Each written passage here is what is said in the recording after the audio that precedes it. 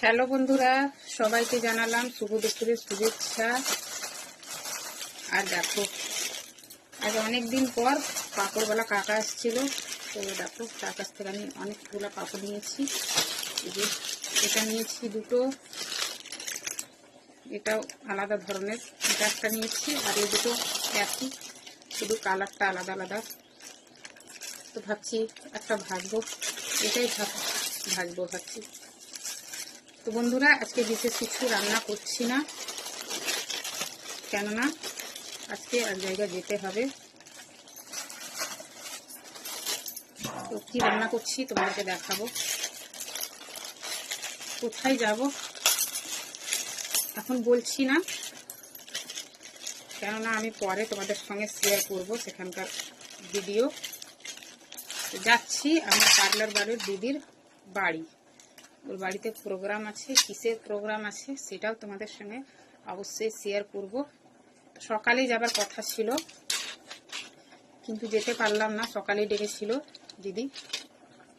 স্কুলে মেয়ের মানে সাপ্তাহিক যে পরীক্ষা হয় সেটার জন্য যেতে পারলাম না। তার জন্য খাওয়া দাওয়া করে আর 3টের দিকে ট্রেন আছে। তো ভাবছি ট্রেনটাই ধরার চেষ্টা করব, কেননা সময়ে টোটো পাওয়া যাবে না। তার জন্য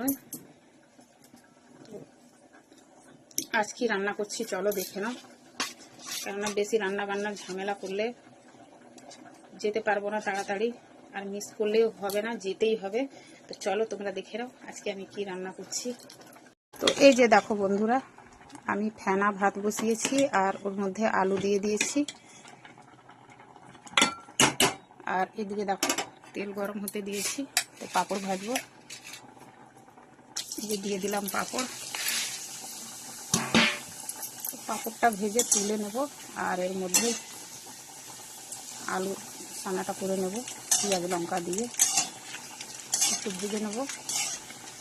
আজকে এগুলাই খাওয়া দাওয়া করে নেবো এখন করে, আর রেডি হয়ে বেরিয়ে যাব। কি সুন্দর পাঁপড়গুলা দেখো, একটুতেই ভাজা হয়ে যাচ্ছে। খুবই ভালো লাগে এই পাঁপড়গুলা খেতে। তো বন্ধুরা, আজকে আমার এইসবই শর্টকাট রান্না তোমাদেরকে দেখিয়ে দিলাম। তো ঠিক আছে বন্ধুরা, আমি তাহলে রাখি।